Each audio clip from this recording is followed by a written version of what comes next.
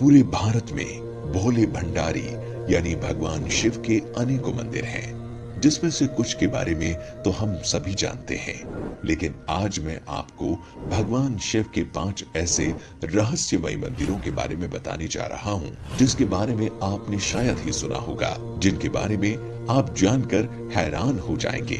तो चलिए शुरू करते हैं। मंदिर स्तंभेश्वर महादेव मंदिर। ये मंदिर अरब सागर के बीच कैम्बे तट पर स्थित है।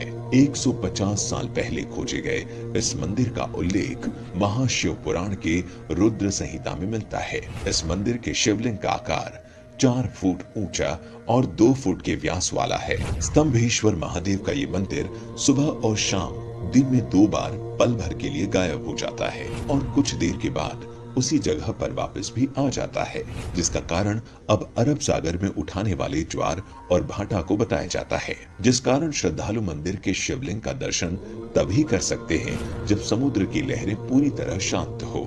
ज्वार के समय शिवलिंग पूरी तरह से जलमग्न हो जाता है। ये प्रक्रिया प्राचीन समय से ही चली आ रही है।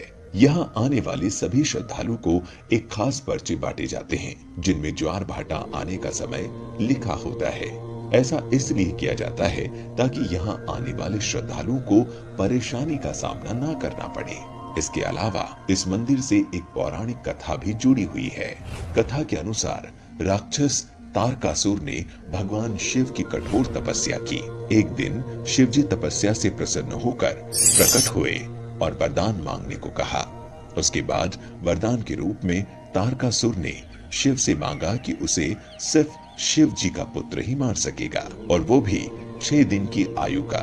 शिव जी ने ये वरदान तारकासुर को दे दिया और अंतर्ध्यान हो गए। इधर वरदान मिलते ही तारकासुर तीनों लोक में हाहाकार मचाने लगा, जिससे डरकर सभी देवतागण शिव जी के पास गए। देवताओं के आग्रह पर शिव जी ने उसी समय अपनी शक्ति से श्वेत पर्वत कुंड से 6 मस्तक, 4 आंख और 12 हाथ वाले एक पुत्र को उत्पन्न किया, जिसका नाम था कार्तिकेय। जिसके पश्चात कार्तिकेय ने 6 दिन की उम्र में तारकासुर का वध किया।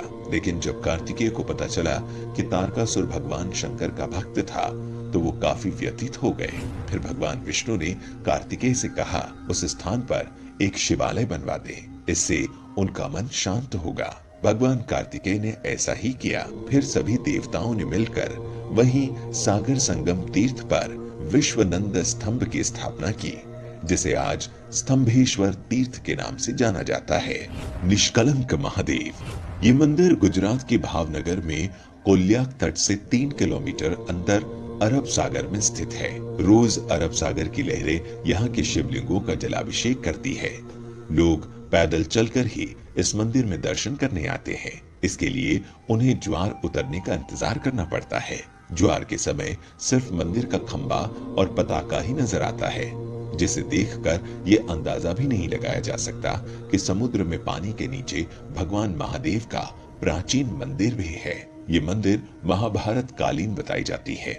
ऐसा माना जाता है कि महाभारत युद्ध में पांडवों ने कौरवों का वध कर युद्ध जीता था, पर युद्ध समाप्ति के बाद पांडवों को ज्ञात हुआ कि उसने अपने ही सगे संबंधियों के हत्या कर महापाप किया है। इस महापाप से छुटकारा पाने के लिए पांडव भगवान श्री कृष्ण के पास गए, जहां श्री कृष्ण ने पांडवों को पाप से मुक्ति के लिए एक कला ध्वजा और एक काली गाय सौंपी और पांडवों को गाय का अनुसरण करने को कहा, और कहा कि जब गाय और ध्वजे का रंग काले से सफेद हो जाए तो समझ लेना कि तुम सबको पाप से मुक्ति मिल गई है। साथ ही श्री कृष्ण ने पांडवों से ये भी कहा कि जिस जगह ये चमत्कार होगा वहीं पर तुम भगवान शिव की तपस्या भी करना। पांचों भाई भगवान श्री कृष्ण के कहे अनुसार काली ध्वजा हाथ में लिए काली गाय पीछे पीछे चलने लगे।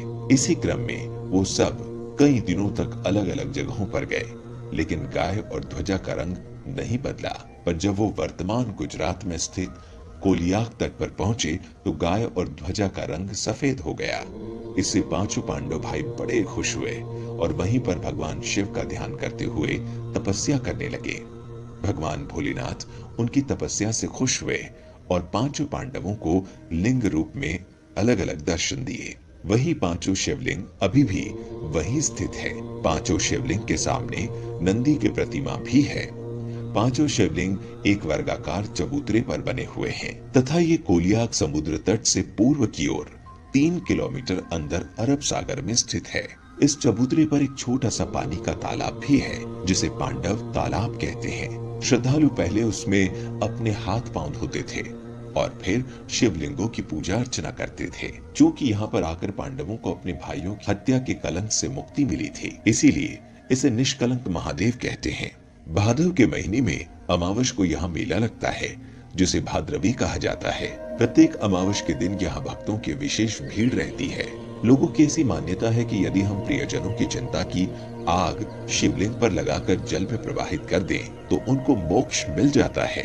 मंदिर में भगवान शिव को राख, दूध, दही और नारियल चढ़ाए जाते हैं। सालाना प्रमुख मेला भाद्रवी भावनगर के महाराजा के वंशज के द्वारा मंदिर की पताका फहराने से शुरू होता है और फिर यही पताका मंदिर पर अगले 1 साल तक फहराती है। तीसरा, अचलेश्वर महादेव मंदिर। अचलेश्वर महादेव मंदिर नाम से भारत में महादेव के कई मंदिर है, लेकिन राजस्थान के धौलपुर में स्थित अचलेश्वर महादेव मंदिर बाकी सभी मंदिरों से अलग है। ये मंदिर राजस्थान और मध्य प्रदेश की सीमा पर स्थित है, जो चंबल और बीहड़ों के लिए प्रसिद्ध है। भगवान अचलेश्वर महादेव का ये मंदिर इन्हीं दुर्गम बीहड़ों के बीच स्थित है। इस मंदिर का शिवलिंग, जो दिन में 3 बार रंग बदलता है, सुबह में शिवलिंग का रंग लाल होता है, दोपहर में केसरिया और जैसे जैसे शाम होती है शिवलिंग का रंग सांवला हो जाता है। इन रंगों के बदलाव के रहस्य को कोई नहीं जानता। अचलेश्वर महादेव का ये मंदिर भी काफी प्राचीन है, क्योंकि मंदिर का ये इलाका डाकुओं के लिए काफी प्रसिद्ध था, जिस वजह से यहाँ कम श्रद्धालु आते थे। साथ ही यहाँ तक पहुँचने का रास्ता बहुत ही पथरीला और उबड़ खाबड़ था।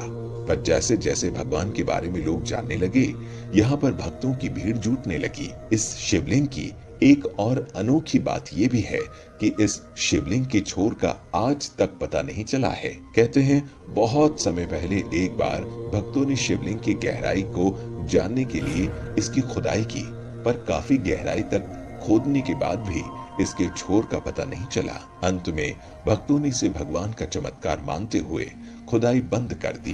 भक्तों का मानना है कि भगवान अचलेश्वर महादेव भक्तों की सभी मनोकामनाओं को पूरा करते हैं। लक्ष्मीश्वर महादेव मंदिर। ऐसा माना जाता है कि इस मंदिर की स्थापना भगवान राम ने खड़ और दूषण के वध के पश्चात अपने भाई लक्ष्मण के कहने पर की थी। लक्ष्मेश्वर महादेव मंदिर के गर्भगृह में एक शिवलिंग है, जिसकी स्थापना स्वयं लक्ष्मण ने की थी।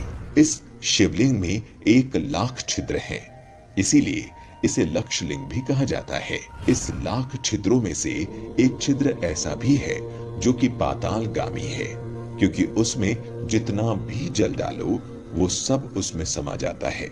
लेकिन एक छिद्र अक्षय कुंड है, क्योंकि उसमें जल हमेशा ही भरा रहता है। लक्षलिंग पर चढ़ाया गया जल मंदिर के पीछे कुंड में भी चले जाने की मान्यता है, क्योंकि कुंड कभी सूखता नहीं। लक्षलिंग जमीन से करीब 30 फीट ऊपर है और इसे स्वयंभू लिंग भी माना जाता है। और 5वां, बिजली महादेव मंदिर। भगवान शिव के अनोखे अद्भुत मंदिरों में से एक है हिमाचल प्रदेश के कुल्लू में स्थित बिजली महादेव मंदिर। कुल्लू का पूरा इतिहास बिजली से जुड़ा हुआ है। कुल्लू शहर में व्यास और पार्वती नदी के संगम के पास एक ऊंचे पर्वत पर बिजली महादेव का प्राचीन मंदिर है। पूरी कुल्लू घाटी में ऐसी मान्यता है कि ये घाटी ही एक विशालकाय सांप के रूप में है। इस सांप का वध भगवान शिव ने किया था। जिस स्थान पर मंदिर है वहां शिवलिंग पर हर 12 वर्ष बाद आकाश से भयानक बिजली गिरती है। बिजली गिरने से मंदिर का शिवलिंग खंडित हो जाता है। यहाँ के पुजारी खंडित शिवलिंग के टुकड़े को एकत्रित कर मक्खन के साथ इसे जोड़ देते हैं। कुछ समय बाद ही शिवलिंग ठोस रूप में परिवर्तित हो जाता है। इस शिवलिंग पर हर 12 साल में बिजली क्यों गिरती है, इसके लिए आई बटन पर क्लिक कर हमारा वीडियो बिजली महादेव मंदिर में देखिए। तो दर्शकों, ये थी भगवान शिव के 5 रहस्यमय मंदिर की कहानी। इन मंदिरों के अलावा आप भी किसी शिव जी के मंदिर के बारे में जानते हैं तो हमें कमेंट करके बताइए। अगर आपको वीडियो बहुत अच्छी लगी तो ज्यादा से ज्यादा लाइक और सब्सक्राइब करें। साथ ही ऐसे और भी आध्यात्मिक वीडियोस के लिए हमारा YouTube चैनल अभी सब्सक्राइब करें।